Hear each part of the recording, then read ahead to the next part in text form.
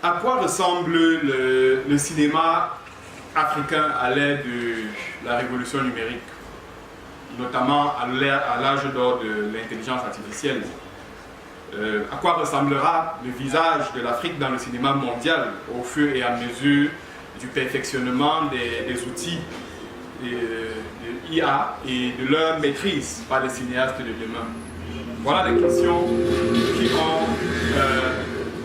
questions qui ont inspiré le choix du sujet que je m'en vais vous présenter, qui est intitulé ainsi « Clichés de l'Afrique ou Afrique des clichés, risques et opportunités de l'intelligence artificielle pour un nouveau narratif africain dans le cinéma contemporain ».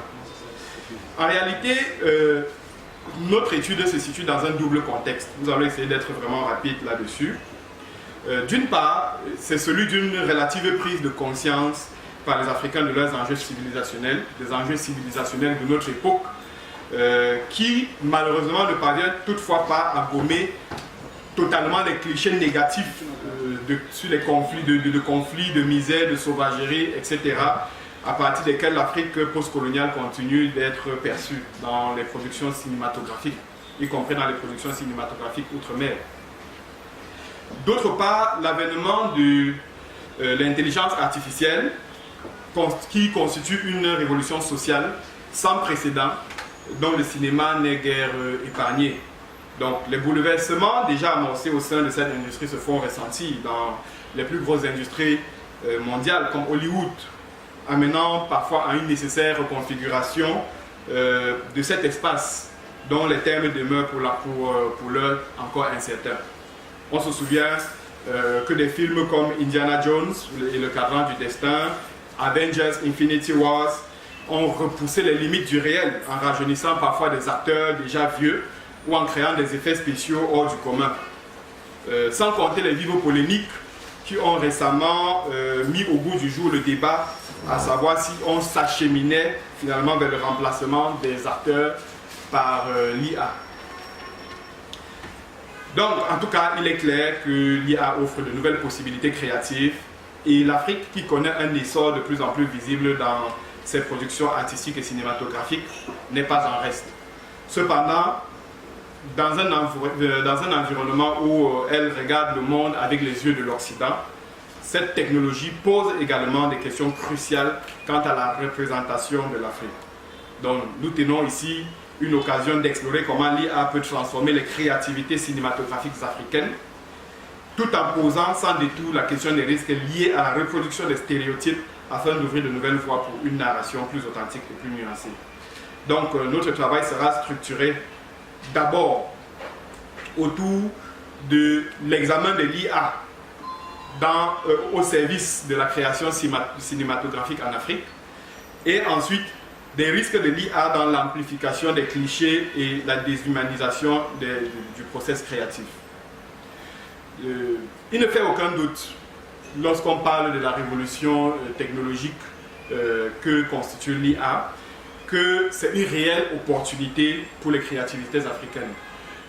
Nous devons déjà noter que l'un des plus grands handicaps de l'industrie cinématographique africaine demeure la question des moyens financiers et l'accès aux technologies. L'IA, en très peu de temps, a réussi à gommer un grand nombre de ces handicaps et à rattraper les carences inhérentes à notre environnement dans le domaine artistique en général et dans le domaine cinématographique en particulier. L'on sait que les productions de chez nous sont souvent confrontées à des faiblesses de budget et aux difficultés liées à l'accès à certaines technologies de pointe. Le développement rapide des outils IA constitue donc un bond déchirant en intervenant à la fois dans la rédaction des scénarios. Nous savons aujourd'hui qu'avec un logiciel IA comme Poe, comme Hydromax, comme Writer Duet, par exemple, on peut générer ou améliorer un scénario en un clic, littéralement. Et même au niveau des productions audiovisuelles, on va dire des bidouillages audiovisuels, les effets spéciaux et tout, nous avons énormément d'outils qui sont déjà utilisés dans certains milieux. Je vous dis, je travaille par exemple dans une agence de publicité où ces outils sont extrêmement mis à profit. Il s'agit de StudioBinder, de ChatGPT, Midjourney par exemple, Freepik, qui sont des outils régulièrement utilisés par nos graphistes et nos vidéastes. Donc, ce sont réellement des banques très impressionnants qui ont 4 apports essentiels dans notre environnement. Premièrement, une accessibilité en termes de coût, parce qu'en dehors peut-être de certaines fonctionnalités très poussées qui sont payantes, on a des fonctionnalités qui sont accessibles à titre gratuit, qui sont au niveau de ceux qui ont des besoins, on va dire, modestes. Nous avons un gain de temps, parce que par exemple pour écrire un scénario, quelqu'un qui avait besoin de faire des semaines peut introduire un certain nombre, peut introduire un prompt, comme on le dit souvent dans le jargon, et obtenir quelque chose qu'il n'aura plus qu'à modifier dans une certaine mesure. On a même en termes de créativité, parce que ce sont des outils qui s'inspirent de ce que d'autres ont fait pour chercher souvent des contenus innovants et originaux. Et puis on a un aspect qui est très important aussi, la mondialisation culturelle, qui permet de produire des contenus qui peuvent être vendus outre-mer, parce qu'on connaît un tout petit peu les standards, parce qu'il est un peu habitué aux standards internationaux, et voilà, en utilisant des algorithmes d'apprentissage automatique. Donc voilà déjà en quoi le cinéma africain peut bénéficier de l'essor de l'IA, ce qui n'est pas un bénéfice minime. Je pense que dans un environnement hautement compétitif comme le nôtre, comme l'environnement cinématographique mondial, je voulais dire, l'Afrique aura des opportunités pour gagner, pour rattraper un certain nombre de retards. Maintenant, en ce qui concerne le risque qui est celui de l'amplification des clichés et un tout petit peu la déshumanisation des process créatifs, bon, passons sur le fait que logiquement, on considère que l'IA représente aussi un peu un risque de suppression d'un certain nombre d'emplois qui vont être automatisés. C'est un peu la même problématique que l'on a soulevée à l'époque lorsque Internet ou bien l'informatique, même un peu avant, faisait son entrée sur la scène. Mais l'expérience a prouvé que les uns et les autres ont pu s'adapter et de nouvelles vocations, de nouveaux métiers sont nés. Donc on passe relativement dessus. Cependant, il faut comprendre que le rendu des intelligences artificielles n'est en réalité que la reproduction des informations qui sont présentes sur le web. Donc, et elles s'inspirent, et dont elles s'inspirent pour répondre aux prompts des utilisateurs, c'est-à-dire aux demandes que les utilisateurs peuvent formuler. Les données sur lesquelles ces algorithmes sont formés proviennent souvent de sources biaisées, ce qui peut conduire à des résultats souvent dégradants. Par exemple, en Afrique, si l'Afrique est généralement mentionnée sur la toile en termes de guerre, de pauvreté, de misère et tout, c'est exactement le genre de cliché que l'on obtiendra lorsqu'on formule un prompt qui dit écrivez un scénario sur l'Afrique, par exemple.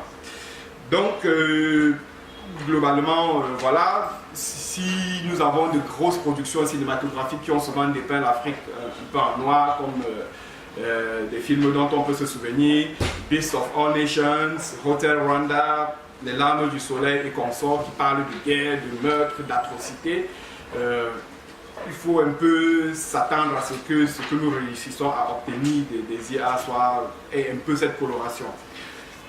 En même temps aussi, les raccourcis auxquels on aboutit en général contribuent à donner un visage forcément simpliste à la complexité de nos structures sociales africaines.